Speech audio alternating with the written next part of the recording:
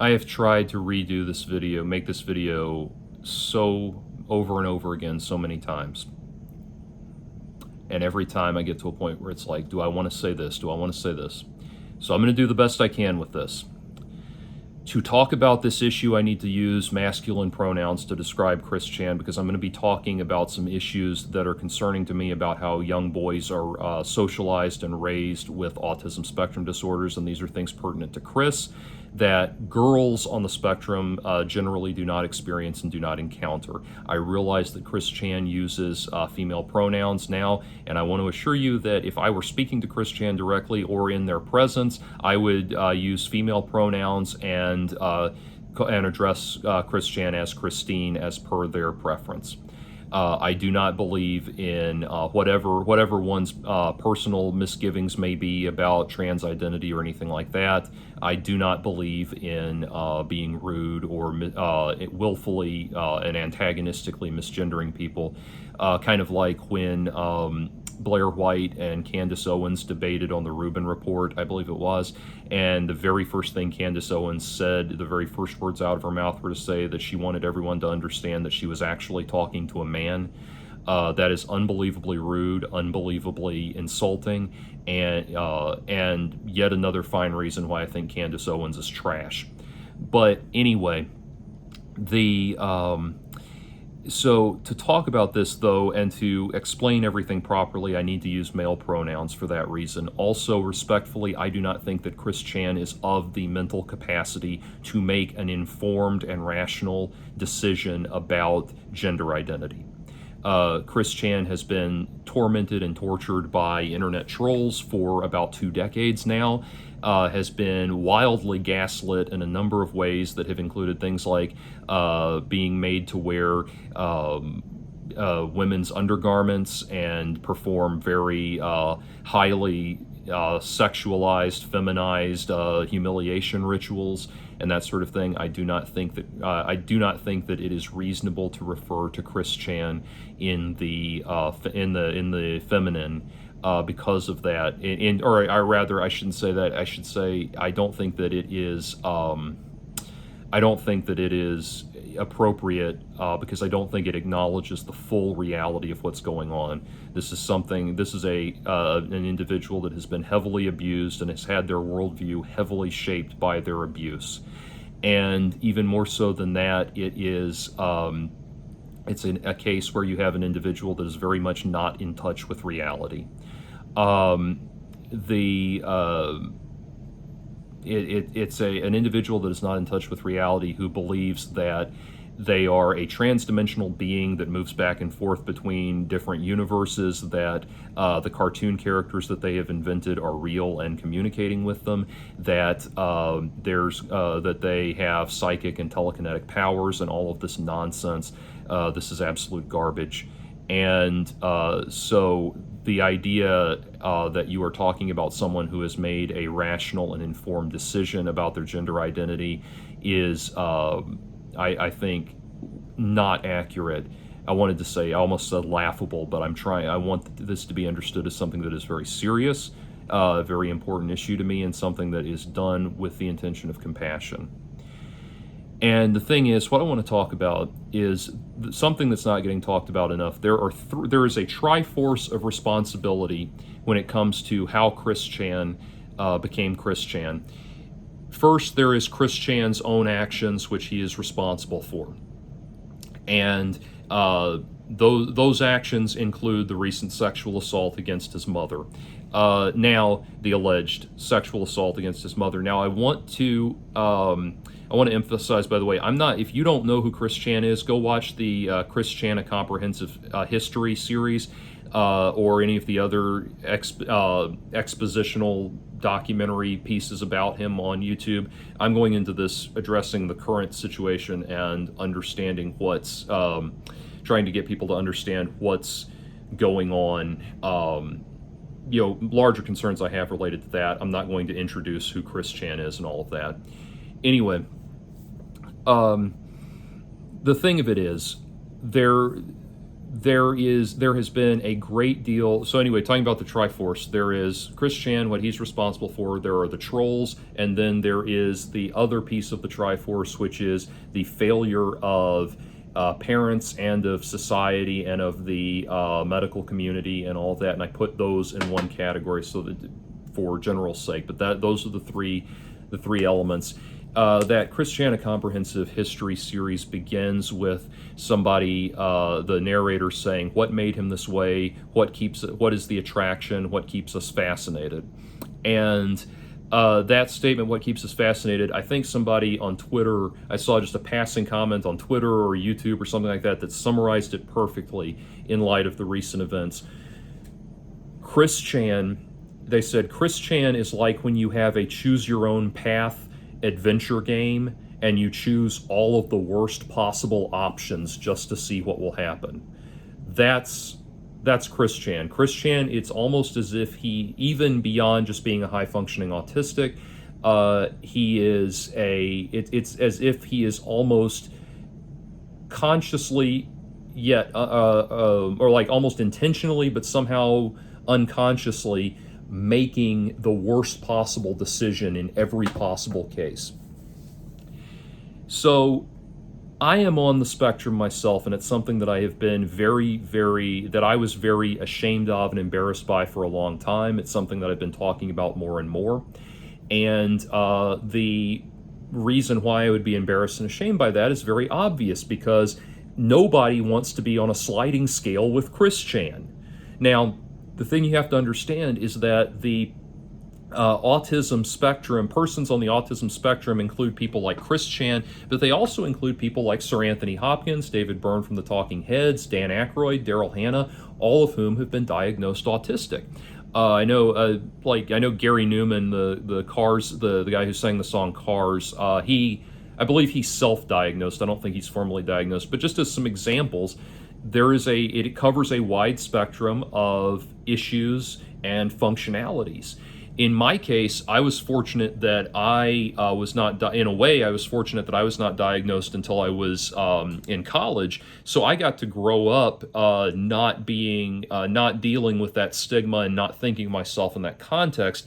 And indeed, I'm high functioning enough that most people don't notice the issues that I have until like they are, living in very close proximity with me. They're interacting with me many hours a day and that kind of thing, and they're really close to me and really a part of my intimate life. Then the Sheldon Cooper part of my behavior starts to become more apparent.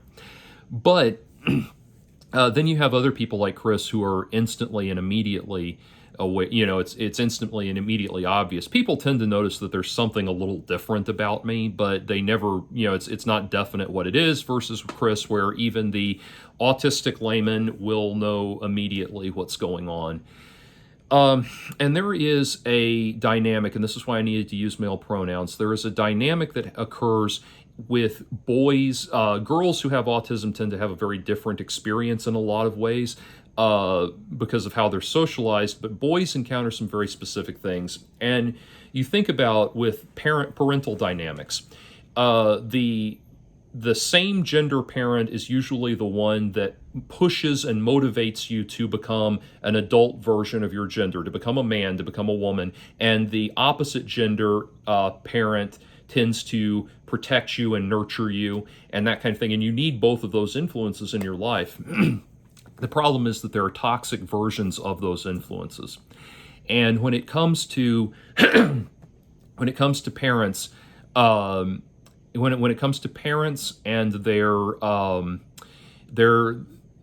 their treatment of kids, it goes into one of two categories. Either you are a parent who has an autistic child and you are on top of it and you are dealing with it and you are awesome and you are there for them and you're going to fight this and you're going to take it as seriously as it needs to be taken, or you go the Bob and Barb Chandler route and you completely fail your child. Now, I have a number of friends and associates who are parents of autistic children, and if you're seeing this and wondering, does Jordan think that I'm doing a good job as an autistic parent? Rest assured, if you are my friend and you are a part of my life, then I think you are a good job. You are a good parent and you're doing a good job, because I feel so strongly about this that if I didn't think you were doing a good job, you would not be part of my life at all. I do I do not need the horror show of poor parenting, or the horror show of autism that results from poor parenting in my life. So if you're in my life at all, you're doing a great job.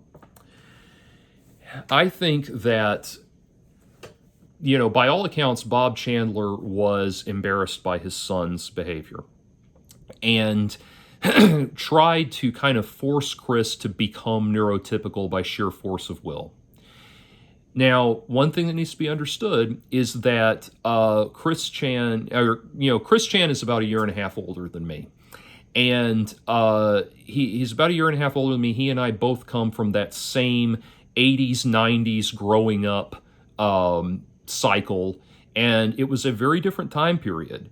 When Chris Chan was diagnosed, which would have been in the late 80s, or I believe late 80s, early 90s, the way we talked about mental health issues was very different from how it was now. It was not something that was spoken of publicly. It was not in the public discussion really at all. There were more treatment options available, but there was still a tremendous social stigma around it. And really the only time you ever heard about or you ever heard publicly about any kind of mental health issues would be like on the daytime talk shows where they would say, well, this man thinks he's a spatula. They bring out these oddball people as kind of carnival freak show type characters in a way. And so it's a very different time. And then Bob and Barb are were much older than when Chris came along, they were much older than most parents around them. So they come from an even earlier age. Still, that does not excuse this bad parenting. I want to also pause here and say, I want to emphasize that while I'm going to be criticizing Barb as a mother, I want to emphasize that she is an absolute victim in this situation. And I am not in any way, shape, or form victim blaming or blaming her for what has happened here. Especially because I'm going to be critiquing the toxic attachment between her and her son. We need to understand that this is a public health crisis that is different from, like, say, the school shooter crisis, where there is always a definite it's the same end point, a school shooting massacre or a mass shooting massacre.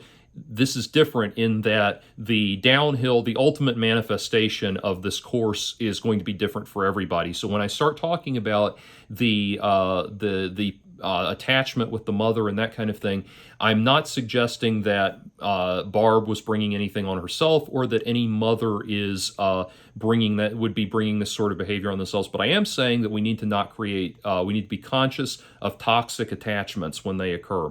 And again, I'm also not a mental health counselor, so don't be coming to this. This is me directing the course of the discussion or trying to influence the course of the discussion, but the actual nuts and bolts of it should still be in the hands of mental health counselors. Anyway, so what I notice over here in this toxic parenting mold with autistic kids, Bob Chandler was by all accounts embarrassed by his son, and he did things like pay girls at Chris's school to be his friends. And the girls that he was paying to be Chris's friends were not just any run-of-the-mill girls. They seemed to always be the cheerleading squad, the homecoming queens, the very popular and attractive girls that everybody kind of idolized and pedestalized during that period. And as such, I think he gave Chris a very poor understanding of what to expect in terms of attention from women. I think most people, even neurotypical or neuroatypical, come to have an understanding where, if they are approached by, especially on the internet, get pictures of a beautiful woman that says, hey, this is me, and I'm, so want to get with you and all this stuff, that they realize that's deception, and they realize that gorgeous, beautiful women generally don't have to reach out for sex that way and that kind of thing. So that's definitely a scam, definitely a deception.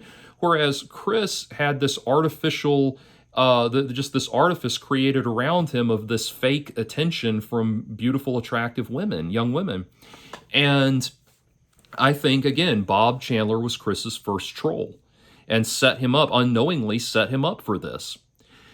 But this dynamic that I see over and over, I have seen over and over again, you have to understand, as chilling as it sounds, Chris Chan is not alone. There are other people who are low functioning like this, and whose parents check out on them like this and allow the autism, the sociological ramifications of autism to run wild. And these people, these parents, I have sympathy for any parent who is dealing with an autistic child, but for this type of parent, I have no respect whatsoever. And what happens is, and I emphasize, being on the spectrum and having interacted with persons on the spectrum, I've seen this play out. I don't want to go too much into my own life, but I've seen this play out under different circumstances at different points in my life. And it is a situation of this person is very this person has a father. This young man, I should say, will have a father that checks out on them. The father does not understand why the son is being a Peter Pan perpetual boy, resents the child for that, has contempt for them, and they just kind of check out. And the boy becomes afraid of his father in a very toxic way, and clings to the mother. The mother, I think, on some toxic level, thinks, "Oh, good, my sweet little boy is going to be my sweet little boy forever, and I don't ever have to let go." And so we create this toxic situation where the child, the boy, is encouraged to live as a child forever. And Granted, we are in many situations dealing with situations where people may not have the emotional or mental maturity to live at a higher level than that. But even so, then it becomes incumbent on their caregivers and incumbent upon the mental health system to make sure that they are functioning well in society. Chris Chan is, again, I'm reemphasizing, should not escape culpability for his actions, but he is the product of a public health system and a legal system that has tried at every turn, has just been like, whatever, man, just fuck off and leave us alone. Like, that's the response that they've gotten. And here's the thing. I'll tell you the story. I'm not going to go into how I came to encounter this individual, except to say that it was not something that I sought out and not something I wanted to have in my life. But I did encounter at one point in my life an individual who was a young man. He was about 24 at the time. And his parents were, he was, I don't know what comorbid conditions he may have had that contributed, but he was definitely on the spectrum. And his parents were just indulging everything, and they were not keeping a tight rein on it. I don't know what they may have tried in the past, but it had not worked, and it seemed like they had pretty much given up. And the thing was, they had done the same thing that Chris Chan's parents did, which was allow him to run wild on the internet, go hog wild on the internet. And as a result, this kid, I keep saying kid, this young man, he was a part of a number of rather aberrant sexual subcultures that no low functioning person should ever be allowed to participate in. And I was so furious. I was sympathetic towards the parents, but at the same time so furious with them for allowing him to participate in those things. And also, he had no ability to shut up about it. He could not understand that these are not things that you talk about in public, that you go around spouting off about in public, that not everybody wants to hear these things. Could not understand that I didn't want to hear these things when it was pretty much explained to him as nicely as it could be. Ultimately, I just had to make arrangements for this individual to not be a part of my life anymore. And I felt very, which I want to emphasize, it was never something I wanted in the first place. But I felt very, very badly about that because how many people had experienced my eccentric behavior, which was nothing compared to this, what was going on with this stuff. I'm giving you a very light version of what was actually going on with this guy. I'm not going to go into any more detail. But anyway, how many people had quit on me, and that was very upsetting for me, and I felt very badly about it. But at the same time, I also realized I was not in a position to help this person. I was being I felt chivied into, kind of pressured into trying to help this person very much against my will. I should not have ever been put in that position to begin with, and I needed to put up healthy boundaries. I realized that. The positive thing is the end result of my politely insisting that this person no longer be a part of my life, was that the young man ultimately got into some counseling that he had not had before that hopefully would be able to help him. So there's positive there. I don't know how he's doing. I don't want to know how he's doing. I wish him all the best. But the reason I bring that up, it was deeply disturbing for me. I was not ready to encounter something like that. But it was an example of this. Chris Chan problem is not unique to Chris Chan. He's just the one that we know about. And it is a problem, and the reason, again, why I bring up the importance of the male aspect of this, you need to stop and think about people like that guy. I don't think that guy had a mean bone in his body. Indeed, he had a very friendly, very sweet personality. He did not, despite all of his unsettling proclivities and all of that, he did not come off as an immediately threatening person at all. But we have to stop and deal with the reality. We don't want to think about it. I know we don't want to think about it. We don't want to talk about it, but we need to talk about the individuals in society who have the minds of children and the sex drives of adult men. That is a very potent combination, and we need to address that, and we need to deal with it. And that's what I wanted to inject into this discussion. Again, I want to emphasize Chris Chan. I do believe that what Chris Chan is accused of doing did occur. I believe that the tapes and the text logs constitute a confession. So that person, he does need to be prosecuted. I don't think he should go to a regular prison because he will not survive, especially once they find out what he did. He needs to be put in a mental health the mental health facet of the penal institution. That's where he needs to be. He needs to be in a mental health facility, not a regular mental health facility. There does need to be a prison aspect to it. If he ever gets out, he needs to be constantly monitored and have he cannot exist on his own. He will never be able to do that. And this whole madness around the morbid fascination with him has got to come to an end.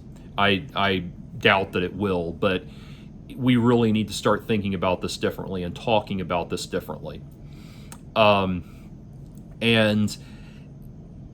I understand that right now there are people that, right now everybody is jumping on top of this, and everybody is making Chris Chan videos because it's a very hot topic. And so, bearing that in mind, I want to try to implore people to start having the discussion about how to deal with this, how to help parents make the right decisions, how to help these individuals before they start ever going down the dark, sick road that Chris went down. And for God's sake, just like with Chris, just like that young man I just described, we have got to start addressing the issue of internet access with these people. If Chris Chan the question is, if Chris Chan had not been on the internet, what would the ultimate outcome? If he had never had internet access, what would the ultimate outcome be? We don't know, but we have to think that this was that the internet exposes these people to an instantly toxic, instantly predatory environment, and we have got to address that reality. What's interesting, though, is, if you think about it, most people who are nerds, who are the, again, like the Big Bang Theory cast type people, they all fall on the somewhere on the autism spectrum anyway. So most of the most ardent internet users probably themselves fall on the autism spectrum. But we are dealing with an internet toxicity problem that's not going away. And to be very clear, we have to figure out how to deal with it without compromising free speech. Free speech is more important than anything else. But we've got to figure out how to deal with this issue. And it's time that we start talking about, I understand the need to use humor and satire and that sort of thing to make sense of very sad, very dark, and very tragic issues like this current issue with Chris Chan, like the entire existence of Chris Chan. I understand the need for that, but we've got to make a conscious decision to step back from the malicious toxicity humor, not the humor that helps us acclimate to the situation, but the Nelson Muntz ha kind of humor. We need to consciously step away from that because this is way too serious. And we need to start really talking about this in terms of a larger issue, because I promise you, there are so many people out there like Chris Chan who are getting failed by the system, are getting failed by their parents, and we need somehow we need to address this. I don't know what the solution is. I wish I did, but we need to start talking about that.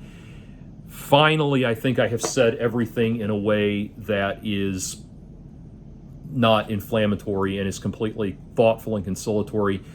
Please, people, as you're responding to this video, please don't go down the road of, oh, so what you're saying is.